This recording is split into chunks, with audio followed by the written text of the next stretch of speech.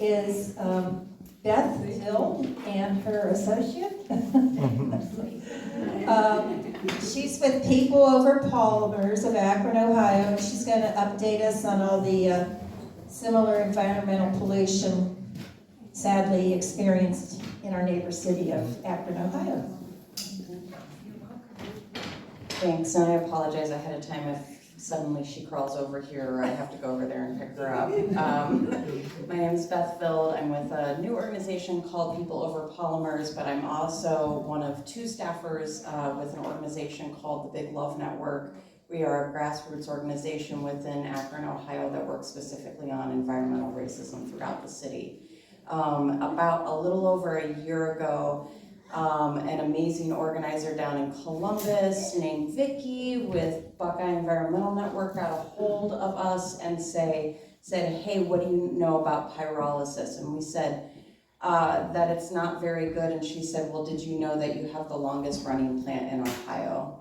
And I said, no. And she said, did you know that it's been operating for a year without EPA regulations? And I said, no, but let me guess, it's in East Akron. And she said yes. And the reason that I guessed that it was in East Akron, I think is probably a story that's probably very similar to Youngstown. See, about 100 years ago, the Ku Klux Klan took over our mayor's office, which also meant all of the appointees of the mayor, took over our city council, took over our school board, took over our sheriff's department. And when they did that, that was when the city had tripled in size because of the rubber industry. And so we were getting a lot of new workers from Alabama and West Virginia. If you're poor and black in Akron, people say that you live in the capital of Alabama. If you're poor and white in Akron, people say that you live in the capital of West Virginia. Okay. Now, the folks that were a part of the Ku Klux Klan did not like the new people that were coming in. We also got a lot of folks off of Ellis Island from Catholic European countries. And they were not excited about all of these new people. And so that was part of how they were able to aggressively take control over our political scene. Now, at that time, Summit County had the largest Ku Klux Klan chapter in the United States. This was the forming of what eventually became our urban planning as a city, urban planning department as a city. At that point, it was urban housing and eventually became planning, right? And so when they did that, they decided that the poorest amongst them, largely African American, were going to be put in East Akron, where the pollution was worse. Now, Akron is a city on a hill. So the rubber factories and most factories were east, southeast of the city. And the hill protected where Stan Hewitt is, where the wealthy rubber barons were, which was the west-north side of the city, right? Environmental racism defines the footprint of the city of Akron, Ohio. So our largest industrial zone in the city is in East Akron. When Vicki called me and told me about Altera and the plastic incineration happening, I guessed it was East Akron because we had been studying for years the health disparity maps throughout our city. And East Akron is one of the three worst, it hits as one of the three worst neighborhoods in every single health disparity marker in our city. Every single one. There's not another neighborhood that does that.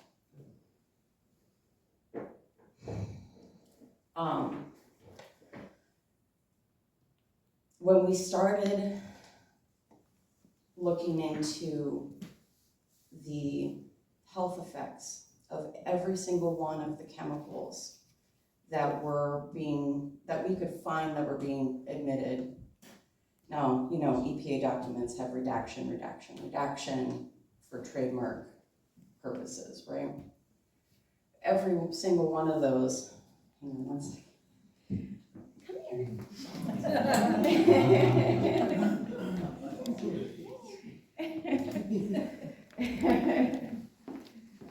She found you. why we're here. Yeah.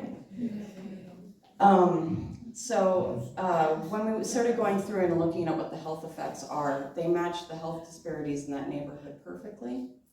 And I still get choked up about it. These are my friends' families that have been dying for many years because of these chemicals, let alone the accumulative impact of how many different polluters that we have in this one footprint, this 1/2 mile footprint in our city.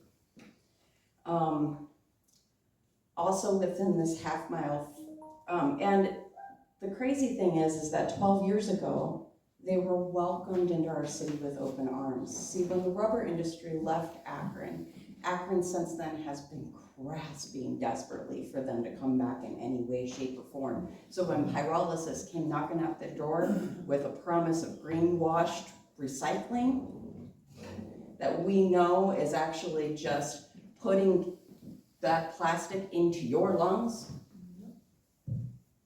Akron fell for it. Even the woman on city council who was running as lieutenant governor on Bernie Sanders' ticket fell for it. We fell for it hard. Our city government is still falling for it hard. They think it's the future of our city. And people are sick. People are so very sick.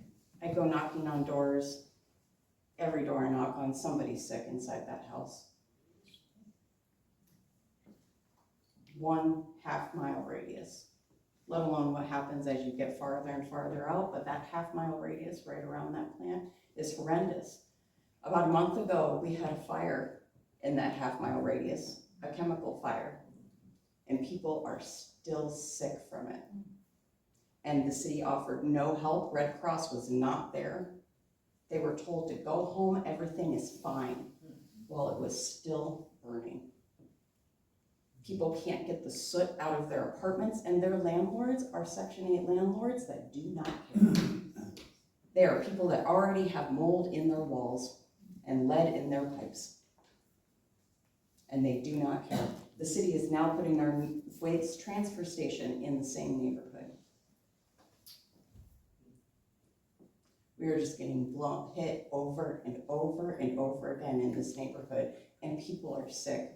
The firefighters that worked on that chemical fire are sick, right? But yet we can't do anything about it because that's the way it's been for 100 years. How could we possibly change it? People are sick and tired of being sick and tired, and your community does not deserve that same outcome. I'm here to plead with whoever is listening to get involved in this fight here and now. Keep them from coming. Don't be another Akron.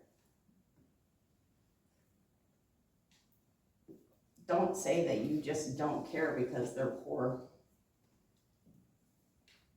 Because they maybe don't look like you.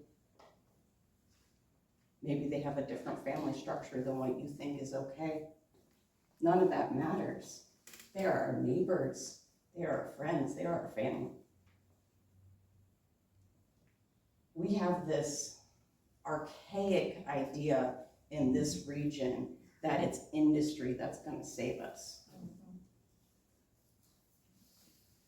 Right? We are all living under this delusion that some sort of great polluter is going to come and save our lives. All they've ever done is taken. They take and they take and then they take some more. We can't even get community benefit agreements in Akron. They just take and they take, and we give them, it was over $6 million that the state gave Altera to build their site. They create 9 jobs, 9. They're not saving us, they're killing us. The only person knocking on doors that we have found that actually works at that plant was sick as a dog, and she only worked there for 1 month. The only other person that I met that ever worked at that plant was a friend's brother-in-law, and he got a serious injury and they never paid up. They are not here to bring industry and jobs. They are here to take advantage of your poor and to make it easier to control them, because when you're so sick, you don't go vote. When you're so sick, you don't run for office.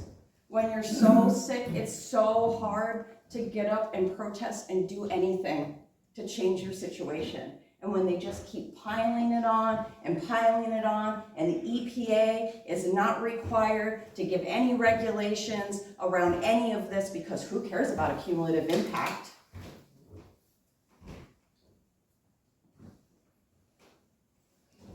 All we can do is take care of ourselves. Youngstown, take care of yourselves. The fact that you're able to do this moratorium is Youngstown taking care of Youngstown. It's incredibly important for everybody to get involved with this fight. Ohio, and Northeast Ohio in particular, has some of the most replenitive fresh water in the world. That's why we get the most fracking waste.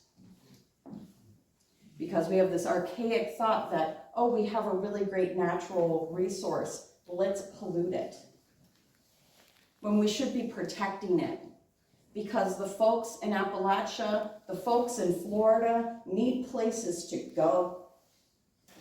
The folks in California that are becoming a desert and running from wildfires need places to go. We could be those places if we stopped polluting what God gave us. And it's time as a region that we say, no, our future is our water, is our air, is our earth. Our future is investing in one another. Organic grocery stores create more jobs than pyrolysis and cost a lot less money to put in. I know, I'm friends with the people that own mustard seed. Way more jobs with health care and benefits. And all you do is feed people good, healthy food. But instead, we want to just pollute everything. Well, it's time we change that. I hope as a region we can stand together in these fights. I hope that we keep Sobe out of this neighborhood, of down in Louisville, and I hope that we make it so hard for Altera to operate that it's way too expensive and they have to close their doors, because that's what keeps happening, because it's a terrible industry. I hope we convince the people of my city that polymer recycling is just basically putting plastic in your lungs and we shouldn't do it. And it doesn't actually create jobs. I hope that we all get there, and we get there together in a future that actually invests in one another instead of investing in killing each other. Thank you.